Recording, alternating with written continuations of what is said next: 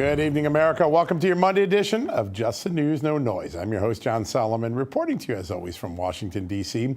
In a rare series of events, Hamas reportedly informed Egypt and Qatar that it accepted a ceasefire proposal, but Israel wasn't in on the deal. According to Israel Prime Minister Benjamin Netanyahu's office, the war cabinet has unanimously decided to proceed with its military operation in Rafah, designed to rout Hamas from its last stronghold in the Gaza region. Meanwhile, Congress continues to leverage the power of the purse by taking aim at educational institutions that have allowed anti-Semitism to run rampant on their university grounds. You've seen a lot of those video clips the last few weeks. Speaking of which, House Republican Speaker Mike Johnson went one step further and called on Columbia University's Board of Trustees to fire its current president after the school canceled its main commencement ceremony as a result of these pro-Palestine, anti-Israel protests, which are continuing.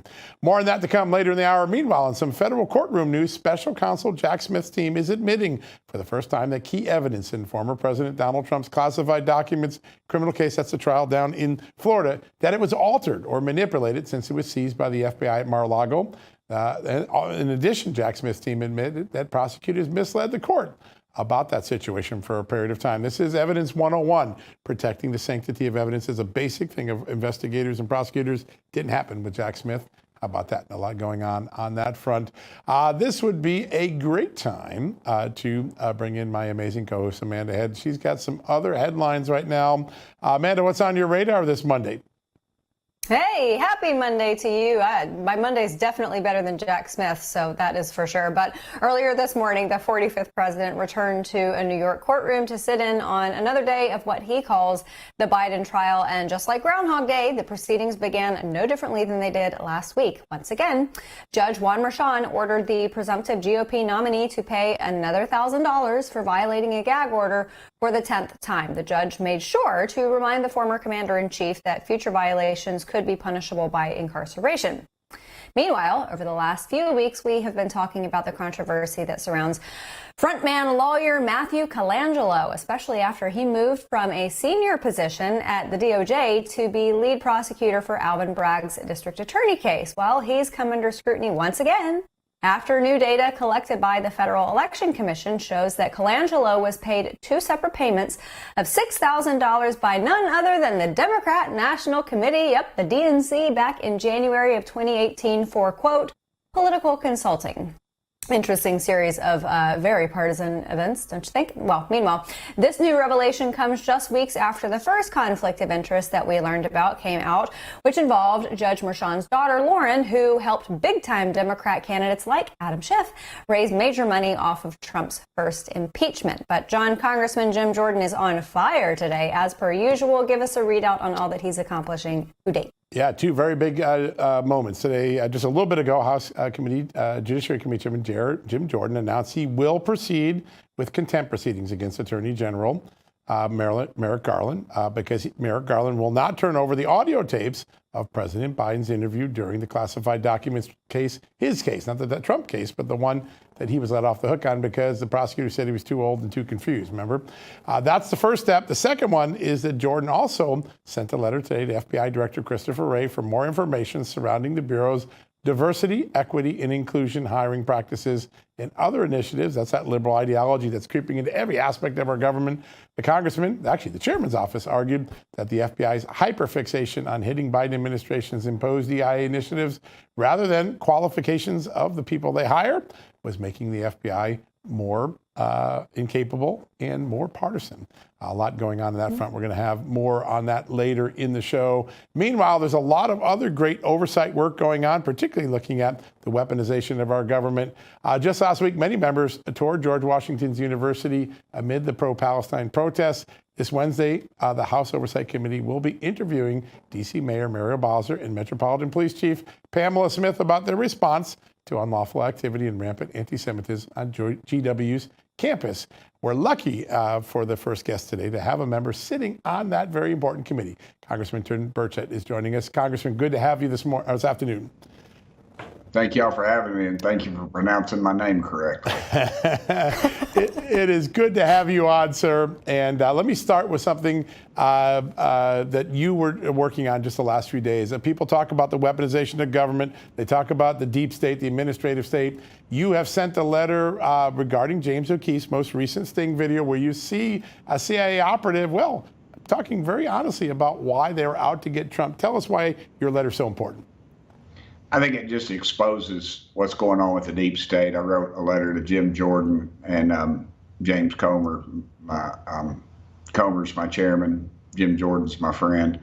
But I think it's important that America knows what's going on. I don't know what we'll get from the hearing other than just expose what you all call the deep state or the uniparty or whatever you want to call it. But to me, it sends a very chilling message that when one of our agencies can withhold anything from the President of the United States, you wonder why you elect what an elected official is. If the CIA, an appointed person, some bureaucrat that drives a four-legged mahogany, which is a desk, and they can just spout off this stuff to somebody, and I think we need to get to the bottom of it.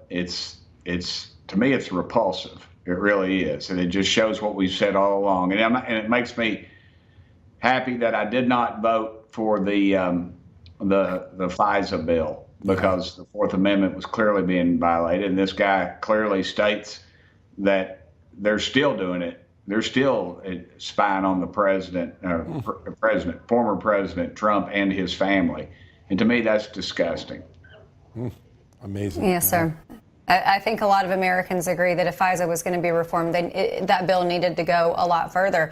And speaking of that, I wanted to ask you about some of what was revealed in this video. Not only that Donald Trump's ex-wife is still being surveilled or was surveilled at the time, that Donald Trump possibly is still being surveilled along with other members of his family, but that national security information was withheld from them. They said that they would give an overview, but never any details. I would have to imagine that would make him a less effective president, at least on the foreign policy front. I would agree, and I would also say that it's a national security risk of the highest. We're briefed every few weeks or so on stuff that is, it's secret. It tells you what's going on in the world, and the president needs to know who his friends and who his enemies are. And you go back to the dossier and all that stuff, and all the former spies or spooks, if you will, coming out saying that that Hunter Biden's laptop was not real. It was Russian interference, when in fact it was real, and they're the ones doing the Russian interference. So I think America needs to wake up, and they better realize that this election coming up has huge consequences, and it really is the future of our country or where it's headed. Yeah, so important. Sir, earlier today, I had a podcast interview with J. Michael Waller, former CIA analyst. He's written a big book, an important book called Big Intel. And he says part of the reason that the CIA and the FBI feel so emboldened on stepping on people is that there simply hasn't been a consequence for all the bad behavior of the last 8 or 9 years. What do you think about that? And is there anything Congress can do to start to create consequences? 8 or 9 years, I'd say like 40 or so plus years. Yeah, you're right. We need to get some guts and vote for defunding these agencies. We need to start cutting them. The FBI, through their bad dealings, we decided to punish them by building them a brand new building bigger than the Pentagon, hundreds of millions of dollars. And, that's where you got to hit them. You got to hit them in the pocketbook. And that's the only thing they understand. And you got to have a commander in chief that gets it. And we've got one. Apparently, people say he doesn't get it. Well, I'd submit to you, he does get it. And they keep him in power, and they keep themselves in power. That's what all Washington's about, both parties. It's just about staying in power, who gets the money, and forget the American public. It's all about them. And that's what these agencies are doing. They're above the law. And no one will call them to, and the real reason is we've got so many, I feel like, lawmakers that are compromised through either the honeypots or jobs or contracts or something else. I just feel like they are completely compromised, and that's why we're in such a bad state. Yes, sir. And speaking of that cabal of power, I wanted to ask you, after Robert Hur's investigation, at the culmination of all of his fact-finding, he said, nope, nothing. We're not going to put him in front of a jury. People would sympathize with him too much. But Congress is now going to hold Attorney General Merrick Garland in contempt because audio recordings exist and Congress wants them. What do you expect to find? What do you think Congress will find out?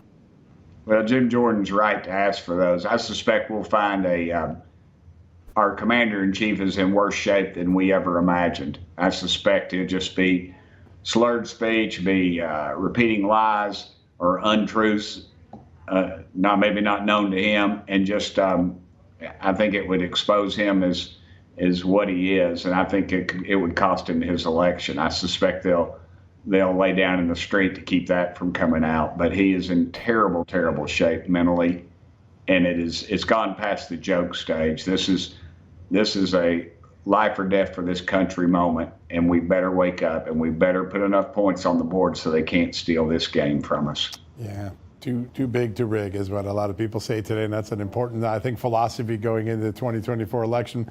So I want to talk about something we've done a lot of. We sued and got a lot of records in the last couple of years from the State Department, the Justice Department, other places, and they provide clear evidence that some of the testimony given during the 2019 Ukraine impeachment simply is just not true. The direct contradictions. Even the Washington Post has acknowledged some of these documents we have. Is there any interest in the Oversight Committee as you go through the rest of the impeachment inquiry to look back at whether the impeachment evidence, the testimony was accurate or misleading to Congress?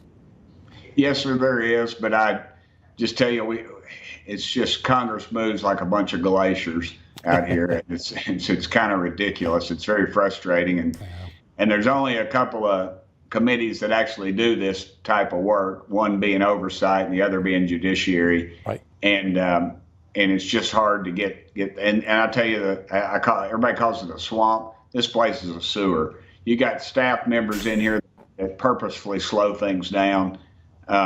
And it's just a deep state all around, and the cards are definitely stacked against us. And I always tell people this, and it gets me in trouble. And they say, Burchett, you can't say this, but it's the truth.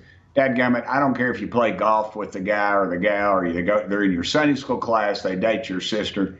If your congressman or congresswoman is coming home and giving you the red meat treatment, telling you everything, oh, we got to get after them, we got to do this, and then they come up here and vote you down the river, you need to vote them out. Every dadgum one of them. Yes, sir. I want to ask you about that field trip to GWU. We saw a very different approach by SEC schools. I know you're a UT grad. It seems like some of these bougie schools like GWU and the other Ivy League schools up in New York and California, they could learn a few things from SEC schools, don't you think? I think they could. And I'll tell you what, though, it creeping into our system, too. I suppose you're referring to the anti-Semitism and the nonsense that's going on the campuses right now. And this is not by accident. This is fully funded. You go out, you see the tents, you see the supplies being brought to them, and then they have the gall to ask for more supplies. And they're vandals. They're breaking the law. You got some professional instigators in there, and you got these rich kids. They're born on third base and thought they hit a triple. They're credit card hippies, if you will. And they are, it's really a disgrace that they're allowed to operate like this. But this is brought in through the classrooms, and some of this is federally funded. These state legislators got to wake up. What happens is they bring you down, they take you to a ball game and schmooze you with the beautiful people, and the limousine liberals, so to speak, and they tell you how great you are, and then you go vote for more of their dadgum money. It's got to start there. You've got to cut the money out, and until you do that, they're just gonna laugh at you and move on. I would say, it's public record in Tennessee, but I guess it is everywhere across the country. But you ought to go pull up these people's voters' records. Yep. I mean, it looked like NPR, most of these colleges and universities. If they say they celebrate diversity, ask them how many Republicans they got in their sociology department. Right. There you go. Mm-hmm. That's it. Sir, I think our audience learned something that the good voters of Tennessee know. You call things like you see them, honest to the truth. Thank you so much for being with us today. Great honor to have you on. Pray for our country. Thank you. Yes, sir, we will. Thank you very much. All right, folks, don't go anywhere. We got a lot more conversation. Big vote in the House tomorrow to protect your home from the big government. I'll have that next after these messages.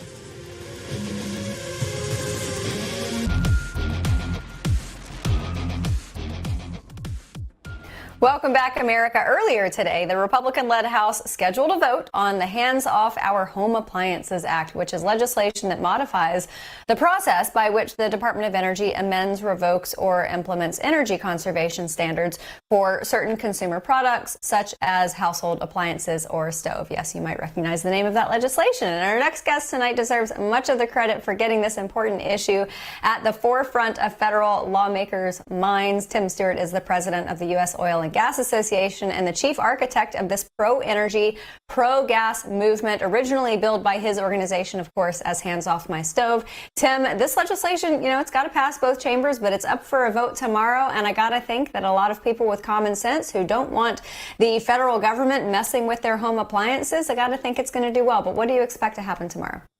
Yeah, I think we're going to probably see a reasonably bipartisan vote tomorrow. I think this has really resonated with a lot of members of Congress because their constituents themselves have had a lot of complaints about what's going on. And it'll be interesting, the Biden administration's had these 30-plus regulations that affect everything from refrigerators to freezers to gas stoves to furnaces. And it's impacting pocketbooks and it's impacting people's comfort. So we're excited to see this vote come to the House floor. Yeah, it's something it's been so amazing about the education campaign that your team did over the last year is I don't think people realized how much the government's decision reaches into our lives. And I think when you brought it into the homes, first with the stove and then all the other appliances down to mixers, people are like, my God, government does really affect me right where I live. Making it personal, I think, has probably been one of the most important things. What have we learned from constituencies about the regulatory assault and now their ability to equate it to their own lives? Well, again, you're being kind, John, and I appreciate it. In Washington, I should take credit for everything, right? I'm not going to do that because it was a big, big group effort. All of the industry coalesced around it. Yeah. And it came down to this point where people realized this is about anything. It's an invasion of my privacy. It's an invasion of my ability to make choices one way or the other. And so I think what this has done, like I say, it has woken the members of Congress up that the regulatory overreach of the Biden administration is vast and it is deep and it will have long-term impact on people. And the value of that is such, we're implementing regulations for the stove rule, for example. John saves $3.09 over 14 and a half years, 21 cents a year. You will save 21 cents a year if you replace your gas stove with an electric one. That'll take you 2.5 years to buy up the stamp to mail your complaint to your congressman. It just doesn't make sense, but that's what they're pushing because they are pushing really for not just the regulation of appliances, but to end use of fossil fuels in the home. Yeah, no doubt. Yeah, but gosh, it seems like it's going in the opposite direction of American sentiment. You see the numbers coming out from Ford that they lost over 130,000 on these electric vehicles, and you see, rental cars, car purchases are going away from EVs and heading back in the direction of either fully gas or hybrid. Yeah, it is. And I think consumers are waking up as well. We've talked about our own personal EV experience, and my wife and I are now talking. We're in that window where we got to decide when we're going to load this thing, because I don't want to replace a 20,000 battery on a car that's just 2 years old. Again, it's this, what I call the trough of disillusionment. People they're made big promises, and when those promises don't materialize, they have a tendency to become very disillusioned. I think you're seeing that all across the board, be it appliances or home building standards or vehicles, EVs and things like that. It's hitting all of the manufacturing industries across the spectrum, I think. Yeah, it's funny. After you told us your EV story, it wasn't long after that the Energy Secretary had her own humbling experience with an EV, and I think that really drove it home. Two big reality checks in the last week. First, Germany acknowledging that after all of its investment in renewable energies, it's going to have to stay on coal for a long time. That was one. And then today, the government reported that wind energy production, after all the investments by the Biden administration in wind, the total load went down. Wind energy production went down last year. Two pretty big reality checks for the green movement in this world. The wind production went down. You know why? Because the wind stopped blowing in certain areas. It wasn't quite as prolific as it was. And you cannot have a baseload industry that you cannot electrify your entire economy using a baseload that is weather dependent. We've learned that the hard ways through a number of different occasions. You got to have more of all the above, John. You've got to have there's a place for wind and solar, but there's also a real place for oil and natural gas and nuclear and hydropower and geothermal as well. Yeah, good point. Tim, I want to ask you, we've had you on a few times to talk about the energy contract with America. And whenever you come on the show, you always come here with solutions. And I know that document, that contract, is going to be jam-packed full of them as well. Can you pick it apart for us? Yeah, we can. And thanks for asking for that. It'll be simple because people need to understand it. I can send you 75 pages and nobody will appreciate that. But what I will tell you this is if I tell a person at church or a person in the supermarket that the energy contract with America is going to end energy poverty for all of Americans, produce more of all of the above, all of the different types of energy, and protect your consumer choice. That's really what it's about. And the most important thing, Amanda, is we can do these things. We can make energy affordable and reliable and abundant. We do that by regulations that are scaring the investments away. We can bring the costs down by developing resources all across the portfolio. And we can strengthen our national energy security by doing that. And that's the crux of the contract with America. There are a lot of other layers we've got to go through. It's not just straightforward platitudes. We got to take some tough decisions on public policy, but it'll be exciting. And I think it'll be bipartisan as well. I think you can put this in front of any centrist or center-right or center-left politician, regardless if they're a mayor or if they're a member of Congress, and put it in front of them and they go, this makes sense. And so we're excited about what we can roll forward here. Yeah, I think everyone, when we had that on your show a couple of weeks ago, we did it for several days. I think they're looking for that common sense solution after 3 or 4 years of hearing this pie in the sky stuff that just keeps not materializing. I want to talk a little bit about the SPR. You've been great, the Strategic Petroleum Reserve, of talking about, all right, Joe Biden drained it to give some manipulation to the market. It was just a few weeks of relief in most cases. And now we're really low, and there's a war breaking out in the Middle East. It looks more and more hostile, including today. In addition, we're heading into hurricane season. Is America sitting duck with its SPR so low right now? I do think we are at a point of weakness, and we don't need to be there because the administration really sort of used it as a political reserve versus a strategic petroleum reserve. The fact of the matter, John, is they also missed a window to begin some aggressive refilling a few weeks ago when oil was below 70, and they just didn't move quick enough. And now they're saying because it's hovering, it's too expensive. It's the only program in the entire Biden administration where they're actually trying to exercise some fiscal restraint, to be honest with you. And that's about as nonsensical, but that's really what it is. I do think we're vulnerable. If it's a bad hurricane season, well, the infrastructure is about as resilient as we'll ever be. The fact of the matter is it was designed to prevent disruptions, and we just don't have the cushion that we did 2 or 3 years ago. Yeah, that's really important. Tim, I want to ask you about some of the activists that are so gung-ho for green energy, because you tweeted out something that I found interesting. 4,200 Joshua trees are going to be removed near Boron, California. They're going to be replaced with solar panels. And I just keep thinking to myself that all these environmentalists who are so concerned about our environment, it just seems like a buffet where they go down the environmental buffet line and they just pick and choose the causes that they're concerned about. But this is destroying natural beauty. It is, and it has a little bit of personal resonance with you because way back when I was somebody and I worked on Capitol Hill, I worked on the original Joshua Tree National Park legislation. Wow. And there was a strong argument made. These are ancient, old species, trees, and they need to be protected. And so, again, there's a buffet. We can pick and choose what type of energy development is good. And if it depends, as long as it's green energy, then we can cause some significant damage to the environment to put it in. And it's again, it's the way the administration operates. Yeah. There's continued pressure on the energy industry, new regulations in the last couple of weeks, some more today on coal, moving coal out quicker and faster, pushing other fossil fuels into a tougher regulatory. Everybody sees their energy bills going up, particularly in the cold states in America. It seems as though the pain point has been reached. When does Biden stop, or do you think he keeps charging on despite the pain he's causing in an election year?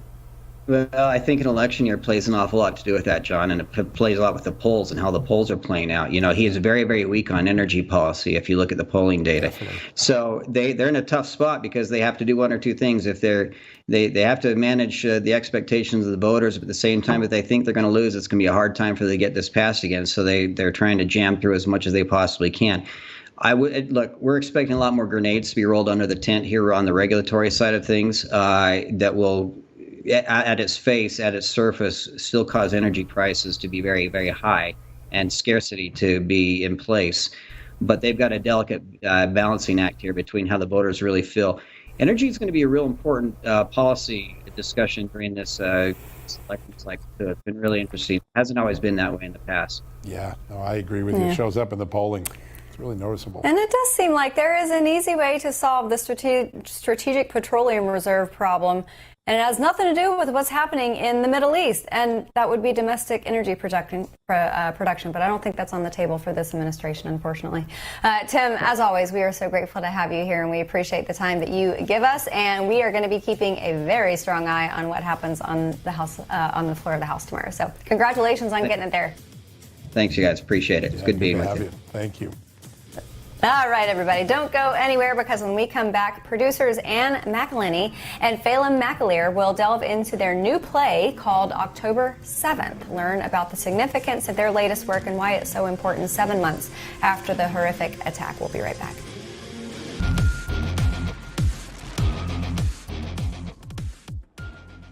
Welcome back, America. It's been 7 months since innocent musicgoers and Israelis alike were brutally murdered at the Nova Musical Festival by Hamas on October 7th. If you read the newspapers for most of the last 7 months, you don't see much mentioned about that anymore. It has literally faded from the headlines. Our next guest, well, they went to Israel less than a month after the massacre took place to interview survivors. Now they have put together a play to make sure that October 7th is never forgotten. Even if the media doesn't cover it, it opened off Broadway just last week. It's called October 7th. It is an extraordinary, extraordinary cultural moment, especially when you see all the ignorance that we now see on our college campuses. Joining us right now to talk about their play and the impact it's already having is Anne McElhinney and Phelim McAleer. Anne, Phelim, great to have you on the show. Thank you so much for having us. I want to start, Phelim, you and I were talking off here. What gave you the idea that we're going to take this extraordinary and painful moment in world history and turn it into a play? Well, you know, we're journalists primarily, and we just saw this story was not being covered. As you talked about the New York Times there. If you read the New York Times, the world seems to start on October 8th. They seem to want to forget October 7th. And, you know, we're journalists. I'm from Northern Ireland. I like causing trouble. I like telling the truth. So I just thought we need to tell the story of October 7th. It needs to be out there. And, you know, and we need to bring it to New York. Obviously, who knew that you needed to bring the truth about October 7th to New York and at this time? But it seems that the people of New York need to be reminded of what happened on that day. So true. Yeah, apparently they do, especially in certain areas. And I wanted to ask you, you know, it's been terrifying to see Jewish Americans and supporters of Israel in general, the reaction by the other side. And I would never think that a Broadway play or an off-Broadway play would need to have some type of security, but it seems like that's what you guys are facing down. Yeah, we're you know, it's a massive challenge, the security aspect of things, and we need the theater goers that are coming to feel very secure. Yeah, I mean, we've definitely had this experience. I mean, I think a lot of Jewish people, we're both Irish Catholics, so it's kind of an odd thing that we're doing this play, but we have a lot of friends who are Jewish, and they've had this extraordinary realization that there's this very strong anti-Semitism, very, very strong, and at times very violent anti-Semitism, alive and kicking all over the United States. So yeah, we take security very, very seriously. We're spending a lot of money on security. It's a big budget item in this show, but it's very, very important. Isn't that amazing? Just telling the truth has consequence. It's just remarkable. This play started May 2nd. It's running through June 16th. It's at the Actors Temple Theater in New York. Phelim, tell us why that venue is so important for this. Well, here it is behind me. You can see it. It's a temple. It's a Jewish temple. So we have no shows on Friday night.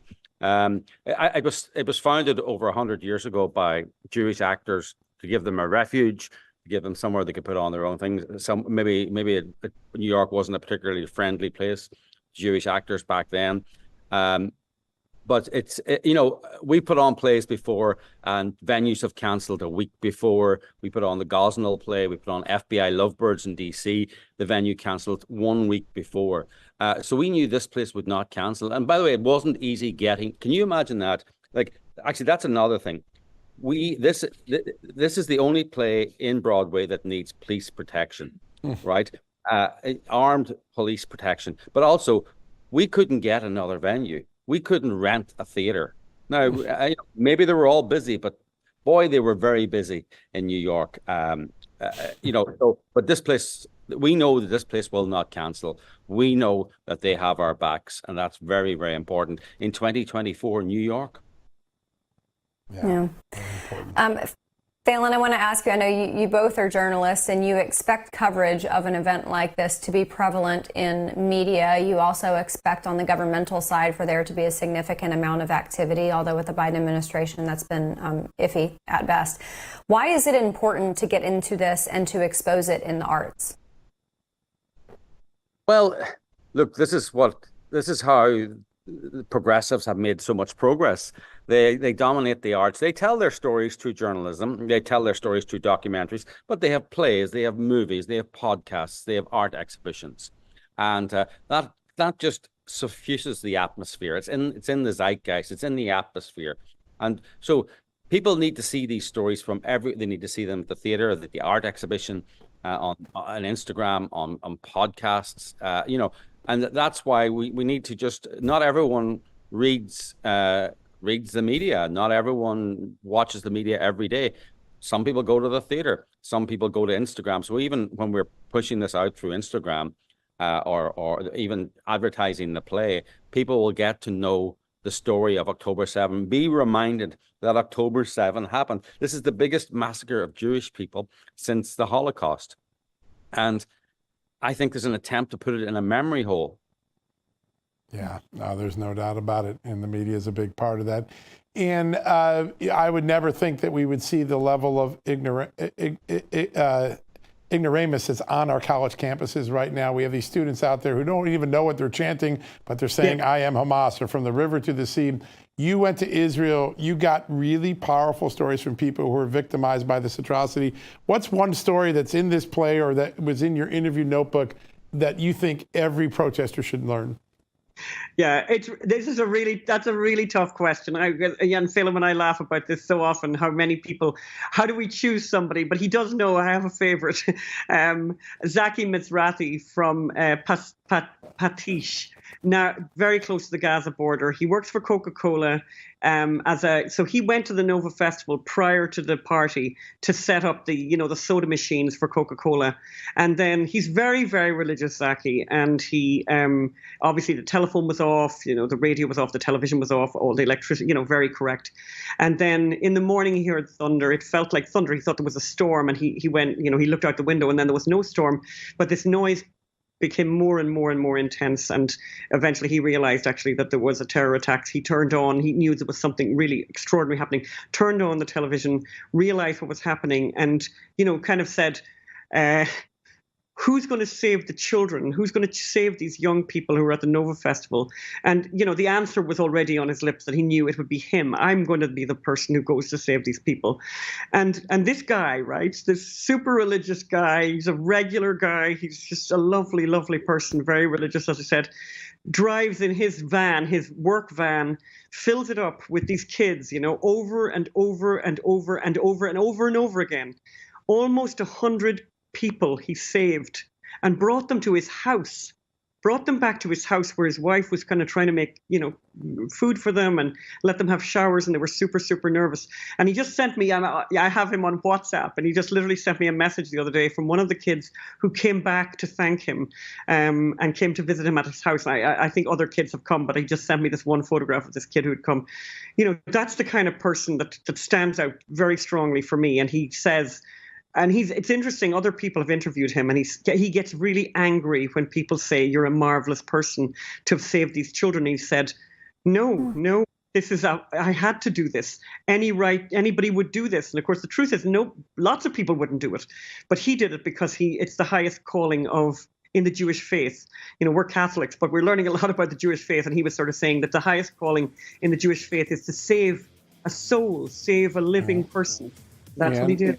And Phelan, you have done something very important. You've made sure these stories do not fall by the wayside. You've made them human. You made them powerful. Very good work. Everybody go to October7ththeplay.com. October7ththeplay.com. You can buy tickets or donate tickets, maybe to some of those students that need a little bit of education. We'll be right back to wrap up the show right after these commercial messages. wallet stolen or your cell phone or your car taken, you know what to call it. We call it theft. But now criminals have a new way to steal our most valuable asset, our homes. Older Americans are particularly vulnerable to these types of thefts, and that's because they more often own their homes outright. An 88-year-old Florida woman discovered this the hard way when scammers forged her signature, created a fake deed to her home, and took her property. Those who buy a property from a deed theft scammer often become victims as well. Now, what can you do to protect yourself? Well, that's easy. Home Title Lock is the premier detection technology to protect your home's title. The instant they detect activity or something suspicious, they're mobilizing to help shut it down. We won't know a thief took us off the title until it's too late. The titles to all our homes are easily found online. Now, a criminal or renter, even a family member, simply forges your signature on a home sale form. Then he refiles as the new owner, and bam, your home is not in your name anymore. That's why Home Title Lock is my choice. Find out for free when you use my code JUSTNEWS at sign up. You'll get a free comprehensive scan of your home's title and 30 days of legendary Home Title Lock protection. Free. All you got to do is go to HomeTitleLock.com and use the promo code JUSTNEWS.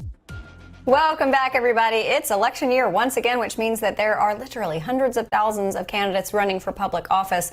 Once again, whether it's on the local level, statewide, or federally, it seems as if this year, more than ever, Republican candidates have been more willing to step up to the challenging task facing off against Democrats in deep blue cities and states. And our next guest is no different than any of those inspired Republicans. Michael Facone is running for New Jersey's 3rd congressional district that is currently represented by Andy Kim, the congressman looking to succeed indicted Senator Bob Menendez. He joins us now to talk about his race. Michael, welcome to the show. Hi, Amanda. Thank you. And thank you, John, for having me on the show. Much appreciated.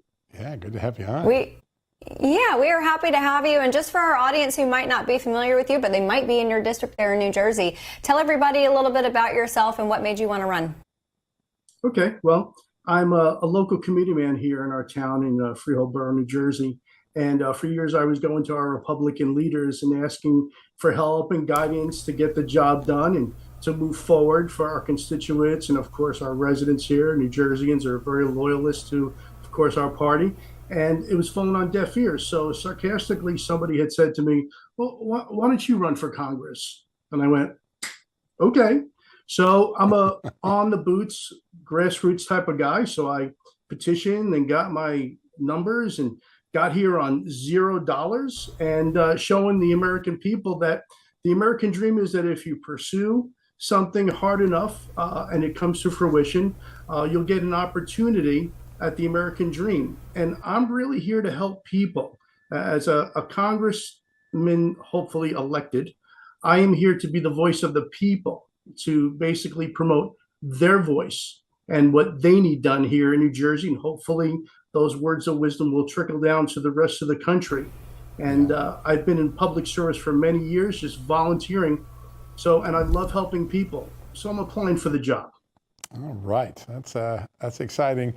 Mike, there's a lot of angst in your state in New Jersey on crime, on the rising property taxes and the bite it takes out of people's wallets, and of course the loss of parents' rights in so many different institutions.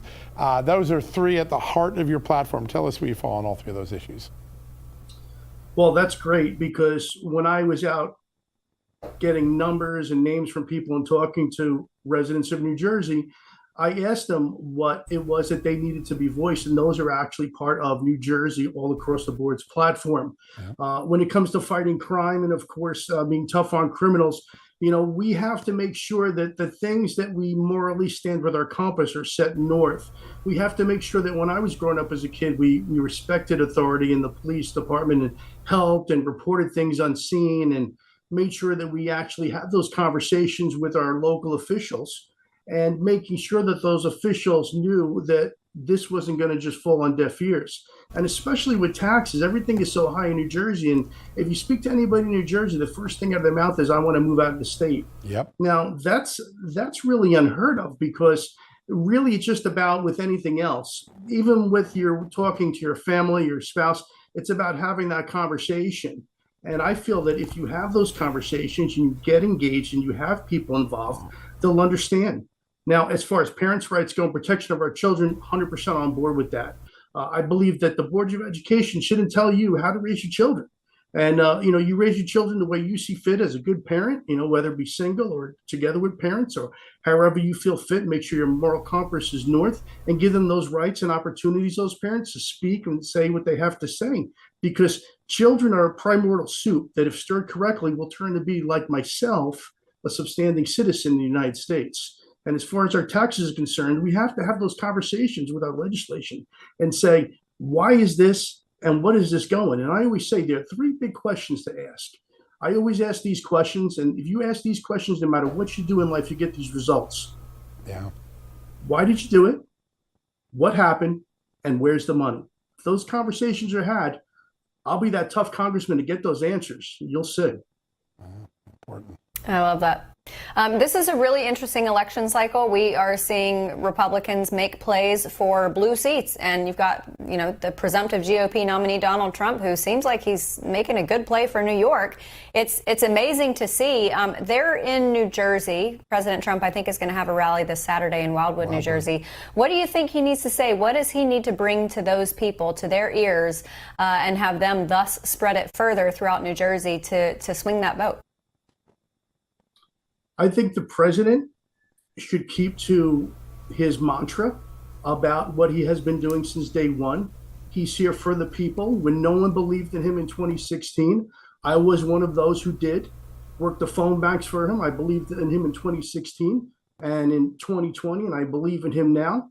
And he was a gentleman like myself that even our party, the Republican Party, really didn't want anything to do with him until the last minute. And then they got on board, the Trump train, because they saw, and what a lot of people saw in New Jersey, is that he speaks the truth and he's not afraid to fight the fight. Now, here in New Jersey, it may seem like a blue state, but that's untrue. We're very red.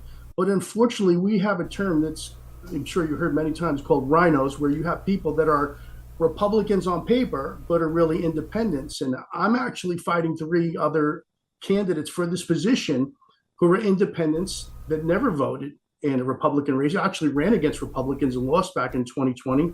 And now, because the options of playing the field are a little bit easier for them because Andy Kim dropped out, and I got into the campaign late in the race. And I believe that if the president, our president, keeps to his word, which he will, that the love for him is in an abundance, and people will really rise to the occasion because they see him for who he is, a true That's right. red, white, and blue American. Yeah. He's already had one term for people to judge by. Michael, I love the grassroots effort bursting up all over this country, and we appreciate you running. America, as we approach another critical election, a wave of concern washes over this great country. Recent studies reveal that an astonishing 56% of our fellow citizens report feelings of anxiety or dread about the upcoming presidential election. That's why I stand with AMAC. AMAC is more than a senior discount organization. During these challenging times, they fight for common sense and hope that our nation returns to traditional American values. Visit amac.us/Just News today to seize an exclusive election year special, a 4-year AMAC membership for just $30.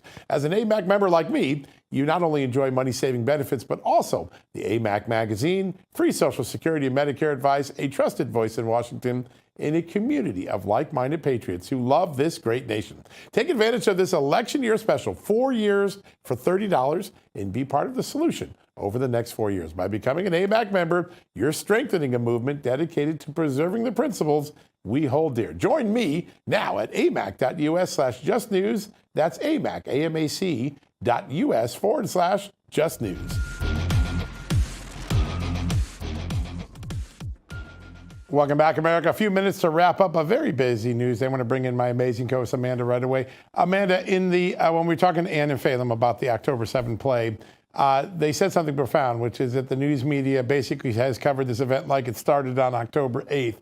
Today, the Pulitzers came out, and there are lots of awards, and almost all of them are awards to storylines that liberals and leftists prepare. There's one for Clarence Thomas's and his finances. There's one for the coverage of the war in Gaza, not the attacks on Gaza, but the war in Gaza afterwards. There's just some pretty remarkable skews to what journalism's highest award think is good journalism. You don't see anything about the Biden family coverage or the corruption that we've exposed or other things, it really reinforces, I think, why Phelan and Ann did what they did. There's no counterbalance in the traditional media anymore. No. And, I think about on the education side of things, the example of Bill Ackman.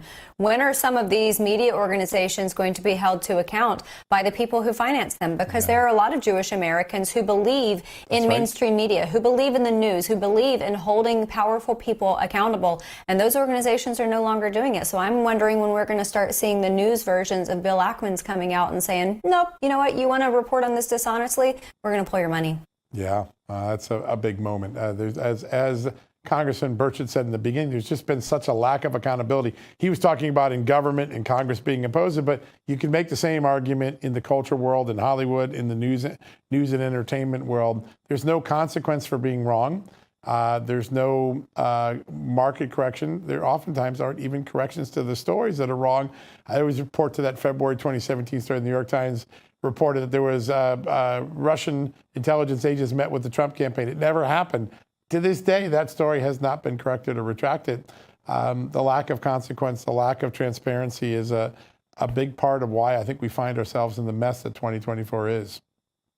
Yeah, and Congressman Burchett also said something that, if I can get a little sciencey and nerdy for a moment, he said this isn't the swamp, it's a sewer, and he's right, because a swamp has nature-made funk. It's its own ecosystem. It's an incredible ecosystem that's produced by nature. The sewer of Washington, D.C. is man-made funk. And the contributing factors are everyone who goes up on, I had a conversation about this with a politician today about people who go to Washington, they rail against the swamp or the sewer, and they say they're going to get rid of it. And then that water just gets a little too comfortable. And, things just get a little bit easier across the board. And then they think to themselves, you know what, I want to make sure I stay here. And I think that was something that Congressman Burchett tapped on. And I also, speaking of Tim Stewart, and with respect to the Hands Off My Kitchen Appliances Act, big day tomorrow. A big day tomorrow, but what he is doing is important in a much broader picture than we've ever actually spoken to him about, because I see all of these commercials out there for these fancy Frigidaires or whatever the brand is, these refrigerators that have a camera inside so you can check your device when you're away and see if you have eggs and milk. We know that the government sells data to private brokers because there is legislation coming down the pike to stop that. So by deductive reasoning, we know it's already happening. What would stop the government from spying on, collecting, and selling data from those refrigerators to insurance brokers and then adjusting their premiums and their deductibles, otherwise? So I think that what he is tackling right now is a much broader issue. And I want to know what his next crusade is, because he was clearly pretty effective with the first one. Yeah, well, clearly the energy contract with America is going to be a big part of the discussion in the election year, certainly the second half of the election year. My favorite moment with Tim Stewart, he pointed out that the savings from switching from gas to electric would take 3 years to buy the stamp to send your complaint letter to the Energy Department. That's how small the savings were. I thought that was a fun moment. He has a great way of boiling down some of the insanity of regulations.